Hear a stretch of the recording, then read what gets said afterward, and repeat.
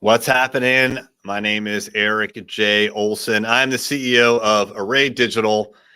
And right now I'm broadcasting live on Facebook, YouTube, Twitch, Twitter, LinkedIn, everywhere in the world besides Instagram because they don't allow that. You have to do it on their platform. But I'd rather go to this platform. So we are live. And I am recording right now for a future episode of the Journey to $100 million. This is our podcast that we've been doing for 3 years now, where Kevin Daisy, the other co-founder of Array Digital, and I talk on a daily basis about the things that we're doing to grow this business, to increase revenue, increase sales, get a better team in place, all those kinds of things so that we can grow eventually to a $100 million per year digital marketing powerhouse, which is not going to be easy. And we're far from that. And we're running out of time. It's almost 2022. So I'm recording this now live in tail end of December. You may hear this on the podcast in January. But every time we hire a new person, I bring them in so that I can interview them for a couple of reasons. One is to get to know them better. Two is really kind of give them a platform and introduce them to the world if they haven't already been introduced. And then three, kind of explain to you what we're doing here to improve all of our services. And when we hire people, we hire all sorts of different folks, right? So it could be a web developer, it could be SEO, it could be advertising, it could be admin, it could be who knows what in the future. So everyone's going to come on if they agree to it. I don't force them to. But today I have the pleasure of bringing on one of our newer employees, Carlos Garcia. What is up, Carlos? How are you, everybody? My name is Carlos Garcia, and yeah, man. Web developer. Cool. Tell us a little bit more about you. Where do you live? Because you're not in the office, right? How long have you been here? All that stuff. Give us your history. That's right. I live in Miami. In the cool weather of Florida. And I've been in Miami for about 20 years. This is my home. And, I've been working for Array for about 4 or 5 months already. And super excited, man. Super excited to be here. I remember that when we first met, you were here in Miami and we met here in Miami. And it was just a coincidence. And we had a great conversation there. So it all started here in Miami for me. Yeah, that was interesting. So we were looking to hire a web developer, and someone who works for us was like, hey, you got to talk to this guy. I know Carlos. He's down in Miami. And I'm like, I'm going to be down there in like 2 days. I had a conference to go to. Kevin, too. The stars aligned. And what I've realized over time is that when that happens, when like a couple things just come together perfectly, you need to pay attention, And this was one of those moments, Carlos, where I was like, what are the chances of, number one, me being in Miami? I think that was the first time I ever went to Miami. Wow. Two, I just got a hot tip from someone that I need to interview this awesome web developer in Miami. And three, that you were close enough and are available enough to meet with us. So that was cool. Yeah, I actually live in the same area you were staying in. Aventura. Aventura, which is same area. Super surprising. So I was like, hey, by any chance, is this close to you? Because I know Miami is really big. I was just a few blocks away. That's awesome. That's awesome. Yeah. All right. So you've been in Miami 20 years. What about before that? Where are you from originally? I am from El Salvador. I was born and raised in El Salvador. So that was a big change for me. At what point did you learn English? Growing up in El Salvador, when you go to school, there's an English class, but it's very basic. You learn, the most basic stuff, but you don't really learn actually. You just have an idea of what English is. You learn how to say yes, no, and how to say hello, how to order food, if you travel, the most basic things that you need to know.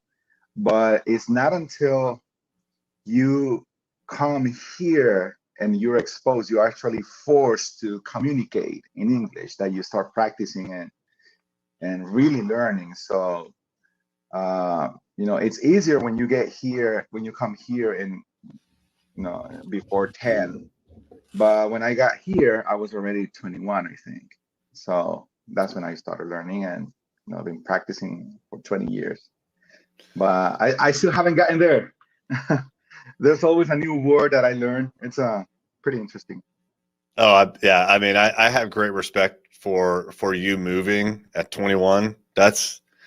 And anybody that moves to a foreign country, I mean, there has to be a very compelling reason, and that's a huge. I mean, that's about as big of a change as it gets. That's massive. There's a couple others that are pretty big too, but as far as life changing events, but that's a big one. Different culture, different language. So I hope it's Yeah, I worked think. out. Yeah, no, it has. I'm super happy. Miami is my home now, and I was gonna mention that one of the most interesting things about when you learn a new language is that you have to stop translating everything in your head, and you have to start thinking in that language that you want to speak in. So, and that Yeah, takes a few years before you can yeah, do that, but that's the key. That's when you actually learn a language, when you start thinking in the language. that's a great point. Yeah, Yeah, that's a big change. Um, it's not very close of an analogy, but many years ago, I used to do government contracting work, and I was around a bunch of Navy guys, and they would always talk time wise in military time. So it wasn't, as an example, 3 p.m. They didn't say 3 p.m. They would say 1500. And I was there for 9 years, and so I wanted to kind of assimilate, and so I right, changed my watch to military time. But I always had to translate when it said 1500, I had to right. translate that in my Yeah. head to 3 p.m. And I never made that jump. Yeah. So I can Yeah, imagine for but it you. is actually the same thing. Instead of thinking, hey, it's 18 is and trying to figure it out. Okay, so for me it's 6 p.m. It's a 7. It's a 5. You have to stop doing that and Yeah, just start thinking it in the other language or the other. complete immersion. Yeah, Yeah. exactly. So okay, so you're a web developer. So speaking of immersion, like for me, when I learned the web, which was back in the dark ages, right? Yeah, basically when around like 98, 99, I started to get interested in it. And I don't even think Google was around because I couldn't find even like how to learn how to program on the internet. At That what was not a point did thing. you kind of get interested in the internet and start getting into web development? Well, I went to school for computer science, and a lot of people think that it's related, but it's not. It's a whole different thing. It is programming, but it's a different language. Yeah. And I started working as a web developer out of necessity. It was just needed because I'm a musician. I play bass, I play guitar, and I was actually a musician for a church. And I was super active at church back in the day. And they needed a website. Yep. And they say, hey, you went to school for computer science, make a website. And I'm like, what? I don't know how to make a website. And so I started learning myself. I just went to Eric and I were talking about it before Yeah. this interview. I started reading books. I started like just trying to learn myself, and that was super exciting because before being a musician for me was all about creativity. And web design back in the day, it was more focused on that. Websites needed to be beautiful, websites needed to be colorful, they needed to be super appealing and creative. And so that's why it was super, super exciting for me to get into web development. And you start coding, but when you see the result of that coding that you're making, you see a beautiful thing in the front end that people could see. And of course, you have all the information. For me, it was not about the information. They wanted me to put the information there, like the times and location and about information and all of that. But for me, it was more about creativity. Mm-hmm. How people felt when they saw the website. So that was key for me. And of course, nowadays it's super different. It's not about how beautiful a website is. It's changed so much. Right now, it's more about Google. Yeah. So things have changed a little bit. A Yeah, website these days is not like a website 5 or 10 or 15, 20 years ago, right? that's right. So it's about Google. What do you mean by that? I mean that if you don't have a website, I mean your website can be beautiful, it can be super creative, but if Google doesn't like it, you have no website. You don't exist. It's so As true. crazy as it sounds, but that's how it is. It's yeah, So, yeah. People can't find it, right? So the yeah, only if Google won't provide it to people because they don't deem it, as warranting visibility, then the only people that can get to it are the people that know you somehow, right? They got a business card. You shook their hand. Those are the only people that are going to ever go to your website. Existing clients, right? Well, I don't know why yeah, an existing client probably has no need to go to your website. It's really for prospective clients. So yeah, you're going to get a handful of people a week, a month coming to your site, unless you can extend your reach beyond your network. So, that's right. you're doing now in your capacity here, part web design, right? I mean, there's still a need for building a website that people can get information from, and it has Right, to look nice, of course.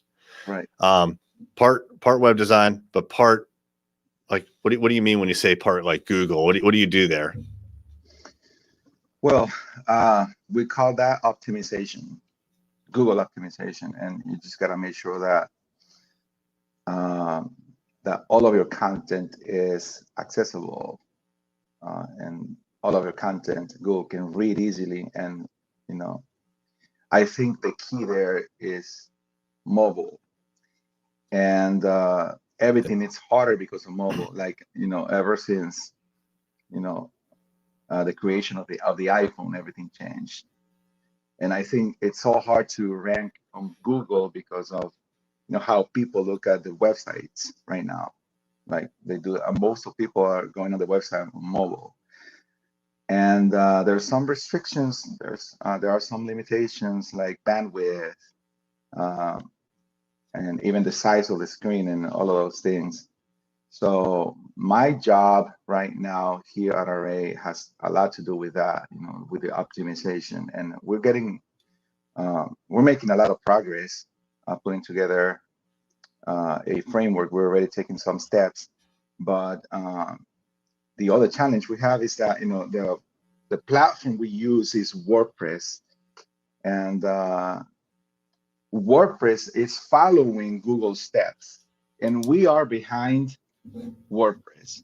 So there's a little bit of a gap there because WordPress is trying to catch up with Google, and we developers are trying to catch up with WordPress as well. So it's can be a little confusing to understand, but that's how it is. And I know that Google is our goal, but we are behind WordPress. Mm-hmm. So we have to follow that path, I guess. Gotcha. You So, know? so a couple. Let me kind of unpack a couple things that you said to the audience. So one is mobile. I don't have the stat on hand, but the last time I looked, it was something like 60% of web pages are viewed on a phone. So, if you've been in the business for a while and you've been hearing and thinking that mobile's coming and mobile's the future, no, it's been here, and it's been here for many, many years at this point, probably at least 4 to 5 years. The percentage of mobile page views has been greater than desktop page views. And That's right. so there's a couple implications, right, Carlos? So like implication one is as a developer, you're not building a website on this, you're building a website on the computer, right? And so it's natural for developers to build it, test it on their desktop, and remember before how you said you have to start thinking different, right? Yeah, When it comes that's to right. language and time, Yeah, they think I got to get it right on the desktop first because that's what they work with, right? Right. And then as a secondary on the phone. And what most developers fail to do is switch that thinking. They have to rewire and reprogram their head so that the phone experience is primary. So like one of our developers years ago came up with this. Well, he said, I don't know if he invented the phrase, but what was it? Mobile first, right? not mobile friendly, mobile first. No, exactly. And what he meant by that was interesting right there. And the implication was desktop second, right? You got to get it right for the phone, and then think about the desktop. And then one other point on that is, Google, when it searches the internet these days, and it's been like this for a while, when it searches the internet, it searches as if its computers were looking at a phone. So if you have slow speed on your mobile site or the mobile, version or rendering, it's going to hurt you. Do you agree with that? Yeah, and totally. And this is super interesting because when you go test a website on the page insights at Google, it shows you first the mobile score, and you have to click on a different tab to see the score for desktop. Yeah, that's how Google wants you to think, and they're right, and they're right about it. And we're still trying to catch up with that mentality. Yeah. So anybody watching, if you're a developer or if you have a website for your business, talk to your developers. They need to be thinking mobile, not thinking desktop. Our second thing you mentioned was WordPress. We talked, you talked about WordPress a bit. I still get the question these days, is WordPress the right platform for my business? And the response that I give is that at this point, 40% of websites are built on WordPress. It's the clear winner when it comes to a platform, period.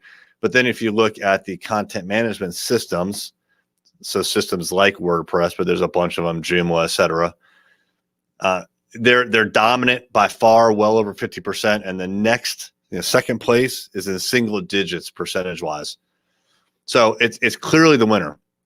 But from a business standpoint, and from a technical standpoint, there's probably pros and cons, and people can argue about that all day long. From a business standpoint, here's the benefit that I see with WordPress. If 40% of the internet runs on it, and your business relies on that platform, you're going to have no trouble finding someone to work on it. But if your business runs on some obscure platform that you think is technically superior, you may never be able to find another person to work on it besides the guy or the lady who built that. And that's a risk, right? It's a big business risk, which a lot of businesses sometimes fail to see it as such. When you were building websites, like in the beginning, Carlos, I'm guessing you've used different technologies. What different technologies have you used, and when did you start using WordPress? When I first started working on websites, I was just creating websites from scratch. HTML. HTML, exactly. HTML and CSS were the only languages. All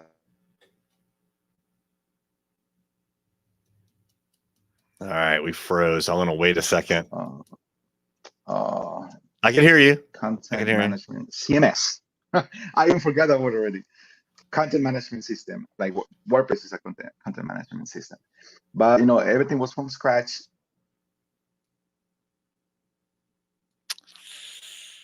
All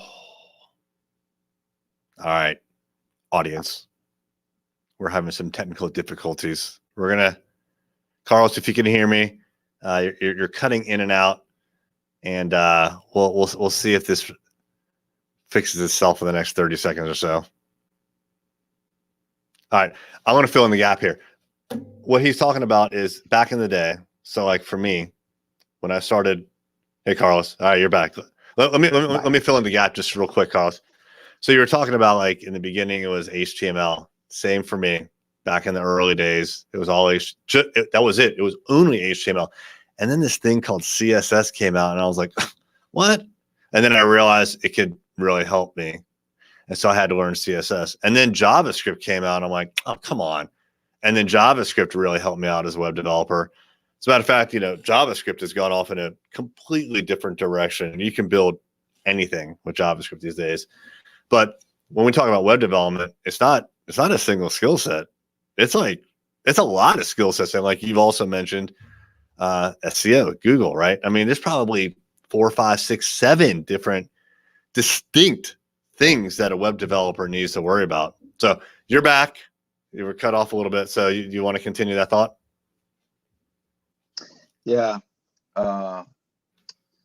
So I went through the exact path that you went through, HTML, CSS, and then JavaScript. And then for me as a web developer, PHP, which is the foundation for WordPress, which is what allows you to have a website with 2,000 pages if you want to, 10,000 pages, and still manage the content in a very simple way. So, and that's why I fell in love with WordPress, not only because it was the most popular platform out there, but because it was super friendly, developer friendly. And so PHP is the language that I had to, spend a lot of time on. Yeah.